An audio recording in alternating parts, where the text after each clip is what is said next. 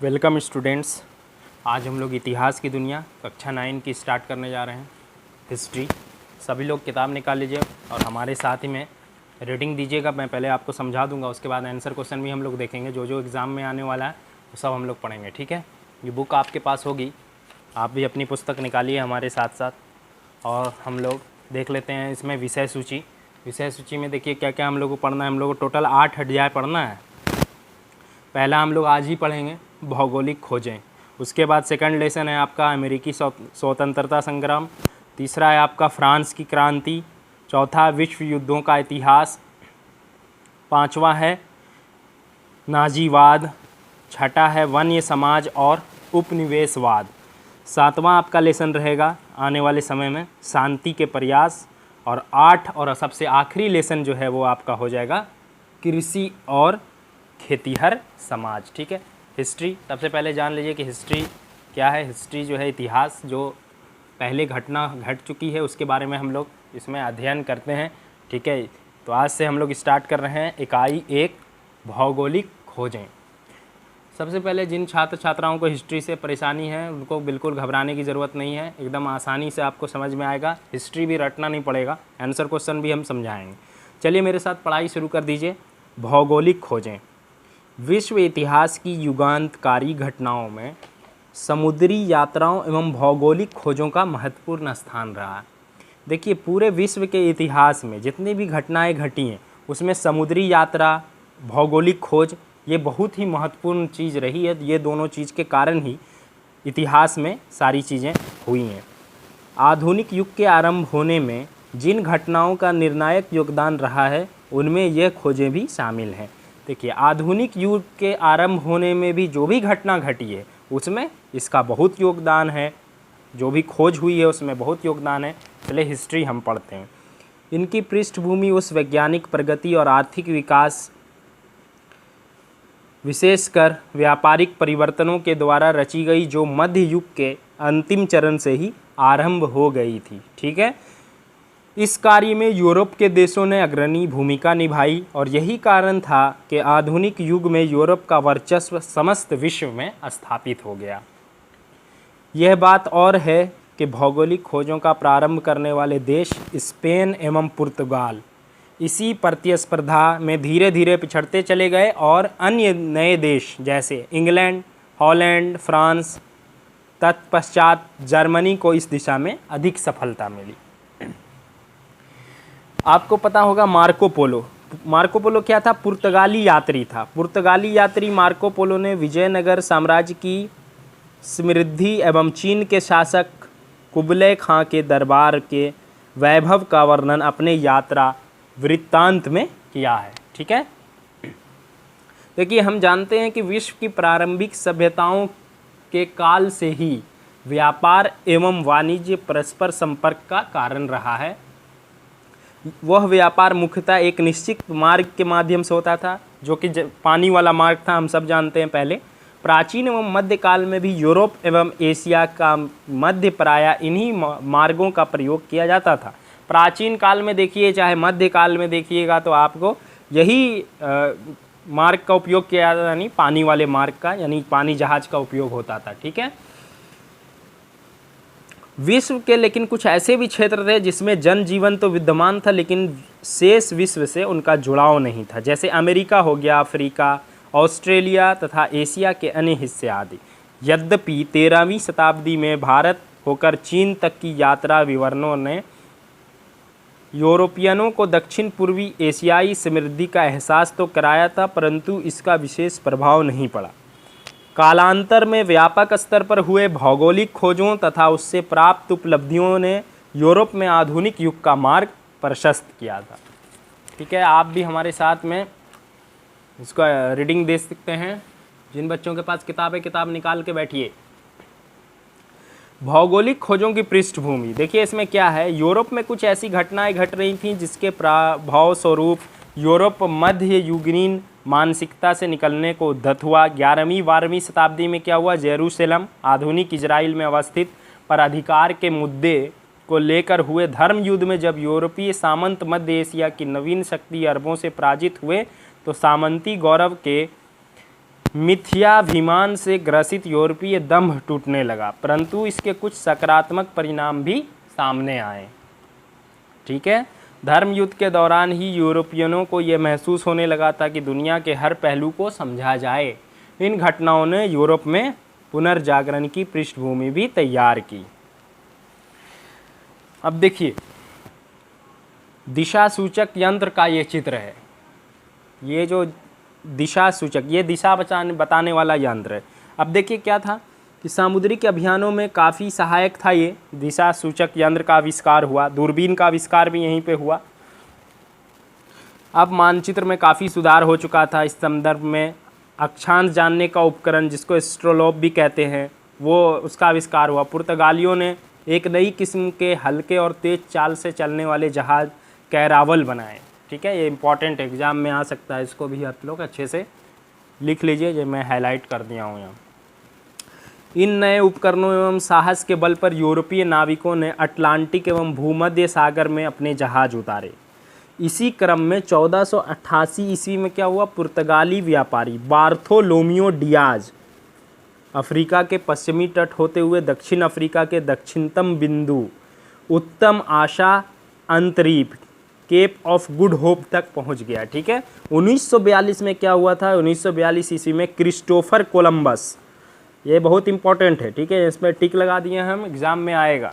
1942 ईस्वी में याद रखना है, क्रिस्टोफर कोलंबस द्वारा अमेरिका की खोज की गई। यहीं से क्वेश्चन एग्जाम में आता है। क्वेश्चन आएगा अमेरिका की खोज कब की गई और किसने की, तो आंसर लिखना है 1942 ईस्वी में क्रिस्टोफर कोलंबस द्वारा अमेरिका की खोज की गई। ठीक है, उसके बाद आगे क्या हुआ था, देखिए 1948 ईस्वी में पुर्तगाल का एक साहसी नाविक, ठीक है, वास्को डी गामा, उत्तम आशा अंतरिप होते हुए भारत के मालाबार तट केरल जो है कालीकट तक पहुंच गया। ठीक है, 1948 में आया था, कौन आया था, वास्को डी गामा आया था ना जी, याद रखना है, एग्जाम में क्वेश्चन आएगा। देखिए यहाँ तत्कालीन नाव का चित्र भी दिखाया गया है। वास्को डी गामा केरल के कालीकट में मालाबार तट पे कब पहुंचा था, 1948 में पहुंचा था। ठीक है, 1948 ईस्वी में। वास्को डी गामा कहाँ का था, पुर्तगाल का था। यही सब चीज़ याद रखना है, एग्जाम में आएगा। चलिए आगे रीडिंग दीजिए, साथ में पढ़िए। जहाँ स्थानीय शासक जमोरीन द्वारा उसका स्वागत किया गया। ठीक है, वास्को डी गामा की सफलता के पीछे कुछ नवीन संसाधनों का भी योगदान था। भारत के एक व्यापारी अब्दुल मजीद की भेंट वास्को डी गामा से दक्षिण अफ्रीका में हुई थी तथा इसी के सहयोग से उसे भारत आने का सीधा मार्ग मिल गया। इससे यूरोपियनों के साहस में वृद्धि हुई। वास्को डी गामा द्वारा भारत से लाए गए वस्तुओं को 26 गुना मुनाफे पर यूरोपीय बाजारों में बेचा गया था। ठीक है, अमेरिका अर्थात नई दुनिया की खोज यूरोपियनों की एक नई उपलब्धि थी, जिसे 1942 में ही कोलंबस ने प्राप्त किया। 1942 में ही नई दुनिया यानी अमेरिका की खोज हुई थी। ठीक है, कोलंबस ने खोजा। ठीक है, यद्यपि कोलंबस ने अमेरिका को भारतीय उपमहाद्वीप का हिस्सा समझा और यहाँ के निवासियों को रेड इंडियन कहा। ठीक है, कोलंबस ने क्या किया था, अमेरिका को भारतीय उपमहाद्वीप का हिस्सा समझ के वहाँ के रेड इंडियन कह दिया, वहाँ पे जो लोग रहते थे। बाद में स्पेन के नाविक अमेरिगो वेस्पुची ने दुनिया को विस्तार से ढूंढा और इसे एक महाद्वीप बताया। इसी के नाम पर इस क्षेत्र का नाम अमेरिका पड़ा। ठीक है, अब देखिए 1519 ईस्वी में क्या हुआ, 1519 ईस्वी में मैगलन ने पूरी दुनिया का चक्कर जहाज से लगाया और ये धारणा पुष्ट हो गई कि सभी समुद्र एक दूसरे से जुड़े हैं। 1519 में कौन घुमा, मैगलन। उसके बाद देखिए आगे क्या है, कैप्टन कुक ने ऑस्ट्रेलिया की खोज की। कैप्टन कुक ने ऑस्ट्रेलिया की खोज की। ठीक है, साथ साथ न्यूजीलैंड के द्वीपों का भी पता लगाया गया। सर जॉन सेबास्टिन कैबोट ने न्यू फाउंडलैंड के द्वीपों का पता लगाया। ठीक है, भौगोलिक खोजों को प्रोत्साहन देने में विभिन्न यूरोपीय देशों के शासकों ने भी महत्वपूर्ण भूमिका निभाई, जिसमें पुर्तगाल के राजकुमार हेनरी द नेविगेटर तथा स्पेन की महारानी इसाबेला प्रमुख थीं। इस प्रकार 16वीं शताब्दी के पूर्वार्ध तक लगभग समस्त दुनिया की जानकारी यूरोप को हो चुकी थी। नई दुनिया के बारे में क्वेश्चन आ सकता है, याद रखिएगा। अमेरिकी महाद्वीप को यूरोपियों द्वारा नई दुनिया कहा गया, क्योंकि कोलंबस की यात्रा से पूर्व इसकी कोई जानकारी नहीं थी, इसीलिए इसको नई दुनिया कहा गया। अब आइए, अब हम लोग पढ़ेंगे भौगोलिक खोजों के परिणाम। इतने सारे भौगोलिक खोज हुए जो अभी हम लोग पढ़ रहे हैं, तो इसमें आपने देखा कि कोलंबस द्वारा अमेरिका, नई दुनिया की खोज की गई। उसी तरीके से वास्को डी गामा जो है भारत पहुंचा, भारत की खोज की। अब भौगोलिक खोजों के परिणाम हुए होंगे, जैसे व्यापार वाणिज्य पर प्रभाव पड़ा, उसी तरह औपनिवेशिक साम्राज्य का विकास हुआ, वाणिज्यवाद का विकास हुआ, ईसाई धर्म एवं पश्चिमी सभ्यता का प्रसार हुआ, दास व्यापार का भी विकास हुआ, भ्रांतियों का अंत एवं भौगोलिक ज्ञान में वृद्धि हुई। ये बहुत ज़रूरी था, व्यापार भी हुआ, बढ़ा, और भौगोलिक ज्ञान में वृद्धि हुई। यूरोपीय देशों का बहुत सारा उपनिवेश हुआ। भौगोलिक खोजों के परिणाम यहाँ पे व्यापार वाणिज्य पर जो प्रभाव पड़ा था, नए देशों की खोज एवं नए व्यापार संपर्कों ने यूरोपीय व्यापार वाणिज्य में क्रांतिकारी परिवर्तन लाए। ठीक है, उपनिवेशों के आर्थिक शोषण से यूरोपीय देश समृद्ध होने लगे। इस प्रगति ने यूरोपीय व्यापार को चरमोत्कर्ष पर पहुंचा दिया। यहाँ मुद्रा व्यवस्था का विकास हो गया। ठीक है, इसी तरीके से नए देश आने लगे बहुत सारे। आपको पेरिस, लंदन, एम्स्टर्डम, एंटवर्प आदि शहर विश्वव्यापी व्यापार के प्रमुख केंद्र बन गए।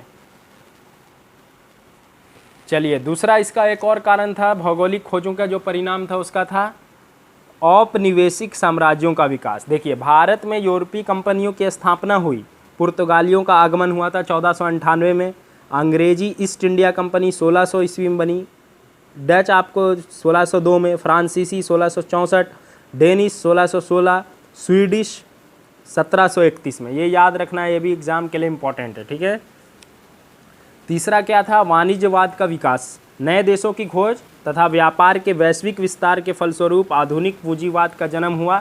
इस आर्थिक व्यवस्था में बुलियन की महत्ता बढ़ी। सोने की महत्ता ने यूरोपीय देशों का ध्यान इस ओर आकृष्ट किया तथा अंतर्राष्ट्रीय स्तर पर सोने एवं चांदी की लूट हुई। साथ साथ इसका भंडारण भी किया जाने लगा। इन भंडारों की प्राप्ति में स्पेन अग्रणी था। ठीक है, सबसे आगे कौन था? स्पेन था। चौथा क्या, ईसाई धर्म एवं पश्चिमी सभ्यता का प्रसार।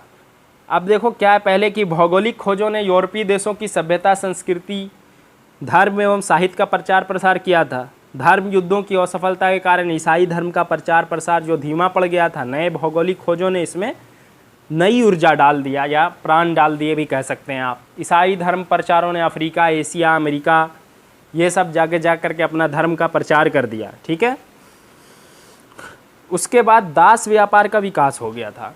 भौगोलिक खोजों के परिणाम स्वरूप विकसित हुए व्यापार वाणिज्य में मानव श्रम की महत्ता ने दास व्यापार को प्रोत्साहित किया। ठीक है, अब देखो आगे क्या है। अमेरिका, अफ्रीका तथा ऑस्ट्रेलिया के मूल निवासियों को पकड़कर उन्हें यूरोप के बाज़ारों में बेचा जाने लगा। आरंभ में गुलामों का व्यापार व्यक्तिगत स्तर पर था, किंतु 16वीं शताब्दी के अंत में इसने बाकायदा व्यापार का रूप धारण कर लिया था।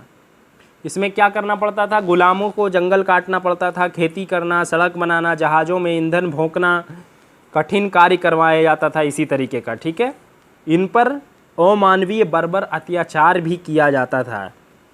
ये भौगोलिक खोजों का नकारात्मक परिणाम था कि इस तरीके के लोगों का शोषण किया गया। अब देखिए, भ्रांतियों का अंत एवं भौगोलिक ज्ञान में वृद्धि, ये भी एक कारण है, इसको समझिए। भौगोलिक खोजों ने भौगोलिक ज्ञान के संदर्भ में व्याप्त भ्रांतियों को तोड़ने का कार्य किया। इससे चर्च द्वारा प्रसारित अवधारणाओं पर अंगुली उठने लगी। कालांतर में यह यूरोप में धर्म सुधार आंदोलन का कारण बना। नए गोलार्ध के आविष्कार से यूरोप की क्षुद्रता और दुनिया की महत्ता की अभूतपूर्व जानकारी ने मनुष्य को नए नए आविष्कारों के रास्ते पर खड़ा कर दिया। इसका संदेश स्पेनिश सिक्के सामने और भी है से स्पष्ट होता है। ठीक है, अन्य परिणाम क्या क्या हुए थे? यूरोपीय विशेषकर इटली में नए नगरों का प्रचार प्रसार, भूमध्य सागर के महत्व में वृद्धि, पूंजीवाद, वाणिज्यवाद और साम्राज्यवाद का विकास, नौसैनिक क्रियाकलापों में वृद्धि। इसी तरीके से बहुत सारे, जैसे देखिए, भौगोलिक खोजों से विभिन्न प्रकार के नवीन फसलों का अंतर महाद्वीपीय आदान प्रदान हुआ। जैसे यूरोप में कहवा, चाय, गन्ना, मक्का, आलू, तंबाकू, नील आदि नवीन वस्तुओं का प्रवेश हुआ तथा यूरोप के माध्यम से चाय आया, कॉफ़ी, तंबाकू, आलू का भारत जैसे देशों में आगमन हुआ। भारतीय फसल आम, गन्ना आदि दूसरे क्षेत्रों में गए। ये सब परिणाम। इस प्रकार कहा जा सकता है कि भौगोलिक खोजों ने विश्व की एक नई रूपरेखा सामने लाई। विचारों में परिवर्तन आ गया, वैज्ञानिक विचारों को मान्यताएं मिली, धार्मिक अंधविश्वास टूट गया। दूसरी तरफ नए क्षेत्र के अन्वेषणों तथा नवीन मार्गों के खोज के फलस्वरूप पूंजीवाद, वाणिज्य और साम्राज्यवाद का विकास हुआ। इसने दुनिया का यूरोपीकरण कर दिया। इस तरीके से भी हम लोग कर सकते हैं। तो ये था आपका पूरा लेसन 1 था। अब हम लोग कुछ देखेंगे, क्वेश्चन आंसर देख लेते हैं। पहले देखिए इसमें क्या है, वस्तुनिष्ठ प्रश्न जिसको ऑब्जेक्टिव कहते हैं, एग्जाम में आता है। इसको देखिए, वास्को डी गामा कहाँ का यात्री था? अभी हमने पढ़ा वास्को डी गामा कहाँ का था? पुर्तगाल का। तो यहाँ पे टिक लगा लीजिए, पुर्तगाल का यात्री था। अभी मैं आंसर क्वेश्चन भी आपको कॉपी में लिख के रखा हूँ, कराऊंगा। यहाँ से पहले समझ लीजिए, यूरोपीय वासियों ने दिशा सूचक यंत्र का प्रयोग किनसे सीखा? अरबों से सीखा। उत्तम आशा अंतरीप, केप ऑफ गुड होप की खोज किसने की थी? डियाज बार्थोलोमियो ने की। अमेरिका की खोज किस वर्ष की गई? अमेरिका की खोज 1492 में की गई। ठीक है। कुस्तुनतुनिया का पतन किस वर्ष हुआ? 1453 में हुआ कुस्तुनतुनिया का। विश्व का चक्कर किस यात्री ने सर्वप्रथम लगाया? मैगलिन ने लगाया था। ठीक है। और अब हम लोग क्या करेंगे, अब हम लोग इसमें हिस्ट्री का लघु उत्तरी प्रश्न करेंगे जो एग्जाम में आता है। देखिए, लघु उत्तरी प्रश्न आप भी कॉपी में लिखिएगा, फिर हम उसका आंसर कराएंगे। यूरोप में मध्यकाल को अंधकार का युग क्यों कहा जाता है? सबसे इंपॉर्टेंट क्वेश्चन है। चलिए इसको हम लोग लिखने की कोशिश करते हैं।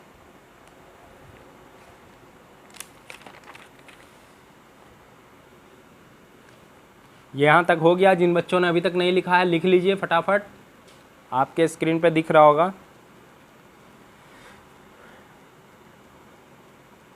चलिए पहला क्वेश्चन अब लिखिए, यूरोप में मध्यकाल को अंधकार का युग क्यों कहा जाता है? मैं डिक्टेट करा रहा हूँ, आप लिखिए।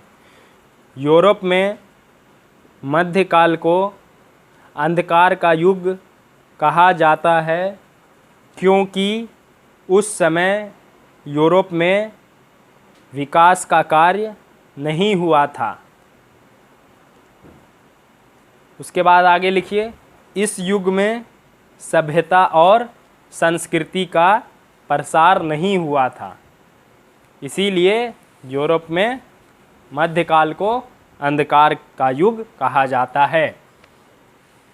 चलिए दूसरा क्वेश्चन देखिए, भौगोलिक खोजों में वैज्ञानिक उपकरणों का क्या योगदान था? क्वेश्चन 2 उतारिए, भौगोलिक खोजों में वैज्ञानिक उपकरणों का क्या योगदान था?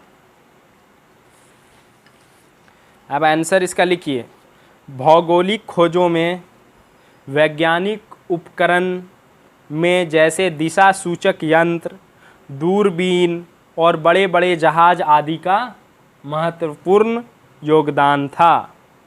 ठीक है। क्वेश्चन नंबर 3 लिखिए, भौगोलिक खोजों ने व्यापार वाणिज्य पर किस प्रकार प्रभाव डाले?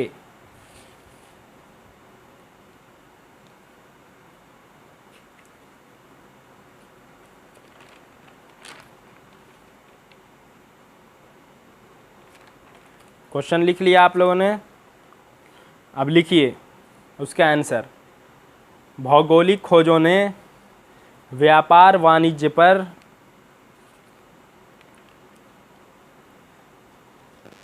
क्रांतिकारी परिवर्तन लाए।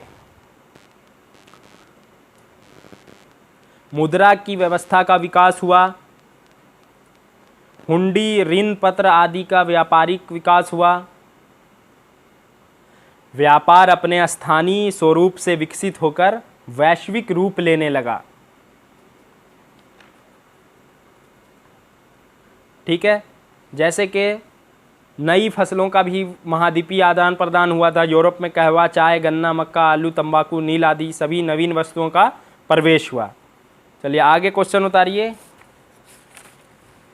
क्वेश्चन नंबर 4, भौगोलिक खोजों ने किस प्रकार की भ्रांतियों को तोड़ा? आंसर लिखिए, भौगोलिक खोज के पहले भौगोलिक ज्ञान में भ्रांतियां थीं कि दुनिया चपटी है, समुद्र में यात्रा करने से, अधिकतम दूरी पर जाने से पृथ्वी के किनारे गिरकर अंत में विलीन हो जाएगा। लेकिन समुद्री यात्रा ने इन सभी प्रकार की भ्रांतियों को तोड़ दिया। भौगोलिक ज्ञान ये हुआ कि पृथ्वी गोल है। आगे का क्वेश्चन लिखिए, भौगोलिक खोजों ने किस प्रकार विश्व के मानचित्र में परिवर्तन लाया। भौगोलिक खोजों ने किस प्रकार के विश्व के मानचित्र में परिवर्तन लाया। लिखिए, भौगोलिक खोजों के परिणाम काफ़ी दूरगामी और महत्वपूर्ण साबित हुए।